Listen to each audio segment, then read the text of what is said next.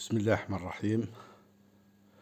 Toujours dans le cadre de la présentation des conférences sur le régime douanier et après avoir abordé les principales notions des régimes, à l'instar des définitions, des classifications, les différentes bases juridiques voire réglementaires de ces régimes. Aujourd'hui, nous allons commencer un nouveau chapitre, bien le premier chapitre intitulé les régimes douaniers à caractère définitif.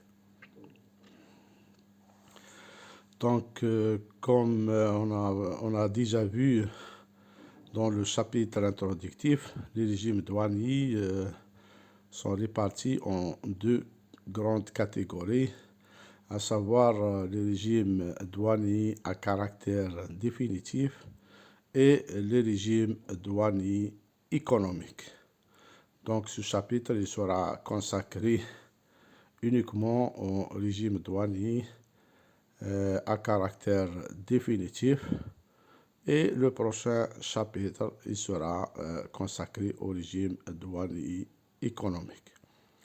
Donc pour les régimes douaniers à caractère définitif, ils sont répartis, en fait il existe 4 régimes, 2 à l'entrée et 2 à la sortie, c'est-à-dire à l'entrée de la marchandise au territoire national et à la sortie de la marchandise du territoire national. Donc à la rentrée, nous avons le régime de la mise à la consommation. C'est le régime qui est largement utilisé, il est connu même au commun des mortels, donc il est très connu. Il y a aussi le régime de la réimportation en l'état. Pour l'exportation ou bien à la sortie, nous avons le régime de la réexportation en l'état et le régime de l'exportation qui est aussi, à l'instar du régime de mise à la consommation, très connu, c'est-à-dire l'exportation de la marchandise d'un pays à un autre. Donc, on utilise ce régime pour exporter la marchandise d'un pays à un autre. Donc, premièrement, nous allons dans un paragraphe premier aborder le régime de la mise à la consommation. Donc, nous avons abordé la définition du régime, les obligations pour la mise à la consommation, le rôle des services des douanes et enfin l'économie du régime de la mise à la consommation. Donc, ici, nous avons une citation extraite d'une analyse ou bien d'une interprétation de la Convention de Kyoto. Donc, je vais la lire. Lorsque des marchandises pénètrent sur le territoire douanier, une décision doit être prise quant à leur dédouanement conformément à l'un des régimes douaniers prévus à cette fin. Les marchandises peuvent être déclarées pour la mise à la consommation directement, à l'importation ou après avoir été placées sous un autre régime, comme l'entrepôt de douane, le dépôt temporaire, l'admission temporaire, le perfectionnement actif ou le transit. Donc pour la définition, donc, le code des douanes algérien définit la mise à la consommation comme suit. Donc la mise à la consommation c'est le régime qui permet aux marchandises importées d'être mises en libre circulation dans le territoire douanier à la suite de l'acquittement des droits et taxes à l'importation éventuellement exigibles et de l'accomplissement de toutes les formalités douanières requises. Donc, pour la Convention de Kyoto, on constate que c'est presque la même définition. Donc, la mise à la consommation, le régime douanier qui permet aux marchandises importées d'être mises en libre circulation dans le territoire douanier lors de l'acquittement des droits et taxes à l'importation éventuellement exigibles et de l'accomplissement de toutes les formalités douanières. Un petit rappel, quand j'écris ici Kyoto, c'est-à-dire c'est la convention de Kyoto relative à la simplification et à l'harmonisation des régimes douaniers connus. J'utilise Kyoto pour simplification seulement, mais en réalité, il s'agit de toute la convention relative à la simplification et à l'harmonisation des régimes douaniers. Donc, toujours Kyoto ici, c'est un extrait. Donc, c'est la même définition, le régime douanier qui permet aux marchandises importées d'être mises en libre circulation dans le territoire douanier lors de l'acquittement des droits et taxes à l'importation éventuellement exigibles et de l'accomplissement de toutes les formalités douanières nécessaires. Donc, pour les obligations pour la mise à la consommation, toujours j'utilise un extrait de l'interprétation, bien l'explication de la Convention de Kyoto. Ici, c'est le déclarant doit s'acquitter de certaines obligations importantes afin d'obtenir la main-levée des marchandises destinées à la mise à la consommation. Ces dernières sont habituellement la présentation d'une déclaration de marchandises et des documents justificatifs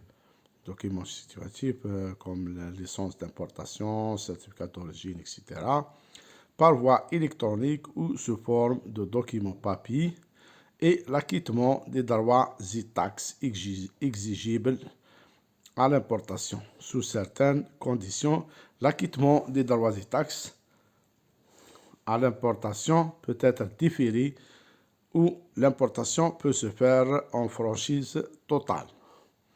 Donc, les obligations, on peut les résumer en trois principales obligations. Premièrement, l'introduction d'une déclaration, un dossier de déclaration qui comporte la déclaration, le formulaire lui-même de la déclaration et bien sûr les pièces justificatives, c'est-à-dire les documents qui justifient les indications que comporte cette déclaration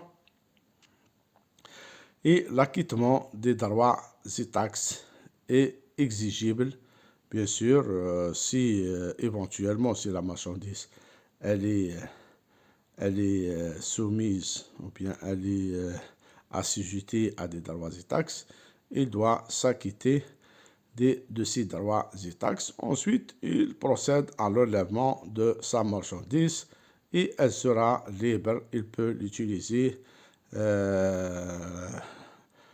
comme il veut. Donc, ça y est, elle est nationalisée. En Algérie, on parle de algérianisation de la marchandise, c'est-à-dire elle devient définitivement mise à sa disposition et il peut l'utiliser à ses fins, donc soit la vendre ou bien l'utiliser, la consommer. Donc elle est une marchandise algérienne.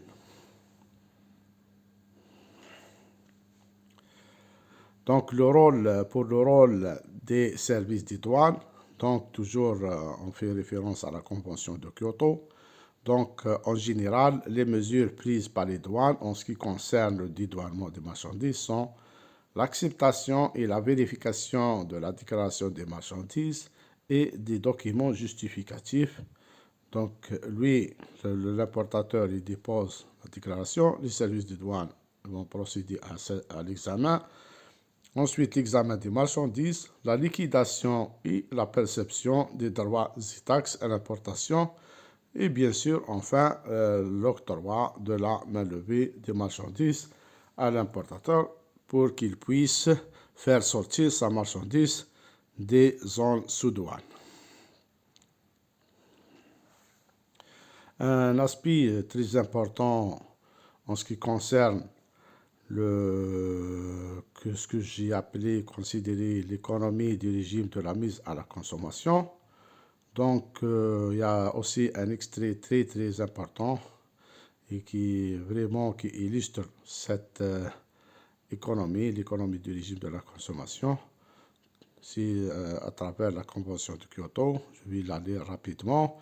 Donc, un régime de mise à la consommation rentable et efficace constitue des caractéristiques essentielles du fonctionnement harmonieux de l'économie d'un pays, particulièrement au moment où le volume des échanges commerciaux internationaux s'accroît et où les entreprises adoptent de nouvelles méthodes de gestion de stock, comme la gestion des stocks à flux tendu.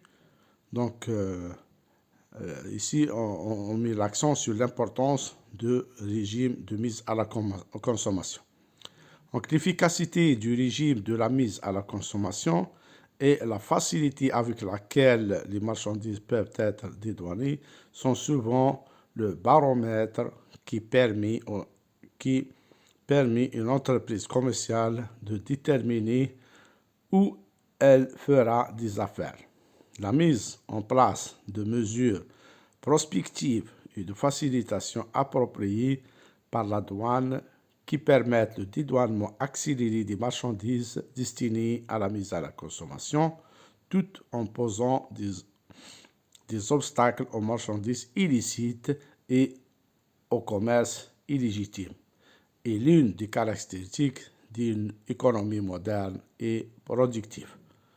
Donc ce passage, je crois qu'il met l'accent d'une manière très pertinente sur l'importance ou bien l'économie du régime de la mise à la consommation.